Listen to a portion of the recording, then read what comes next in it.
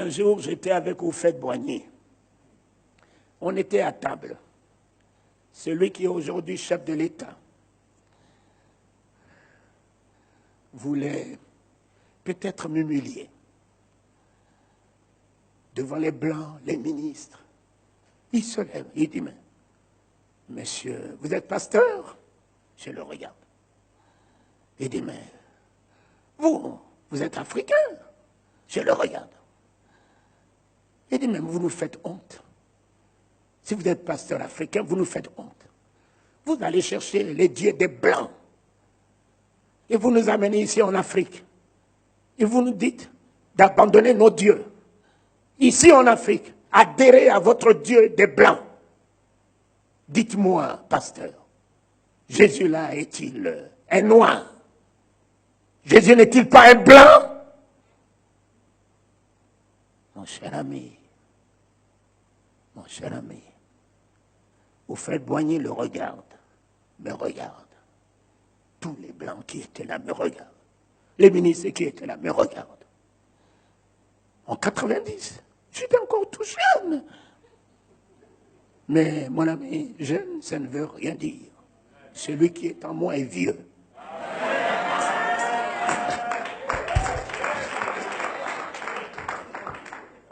Je l'ai regardé. Et Houphouët-Boigny me dit, pasteur, vous pouvez lui répondre.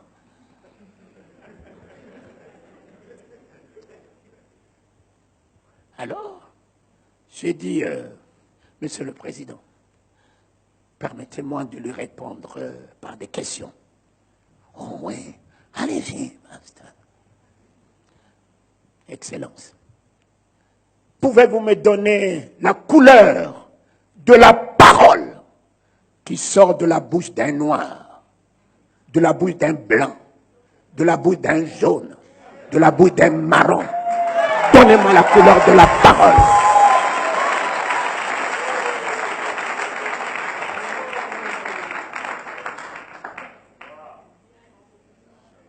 Un silence. Je le regarde dans les yeux. Non. J'ai dit, je passe à la seconde question, monsieur le ministre, monsieur le Premier ministre. Donnez-moi la couleur de la vie. La vie qu'un blanc vit, un noir vit, un jaune vit, un marron vit. Donnez-moi la couleur de la vie. Un silence. Houphouët-Boigny lui dit, monsieur le Premier ministre, vous auriez pu vous occuper de la politique.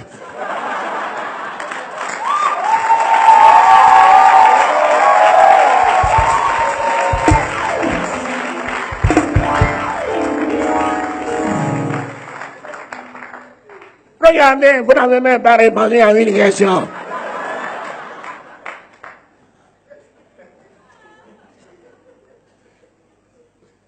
J'ai dit enfin, c'est la troisième. Il dit, pasteur, ne le massacrez pas.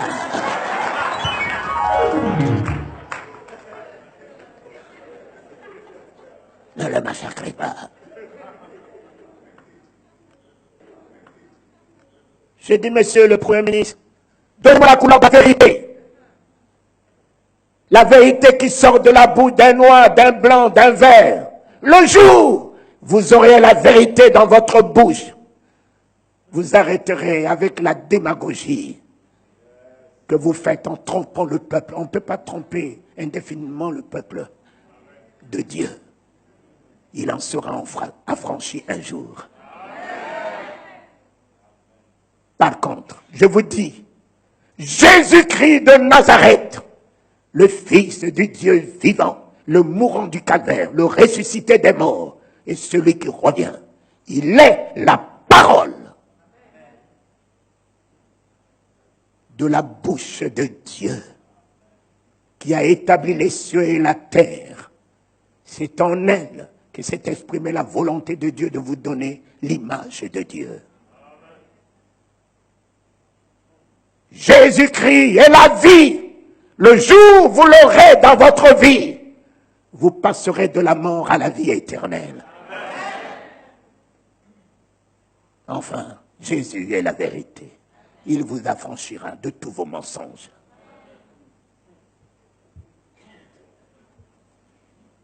Et c'est ce jour-là que vous faites boigner m'a pris en considération. Ne t'inquiète pas de ce que tu diras. Alors même, l'Éternel mettra sa parole dans ta bouche.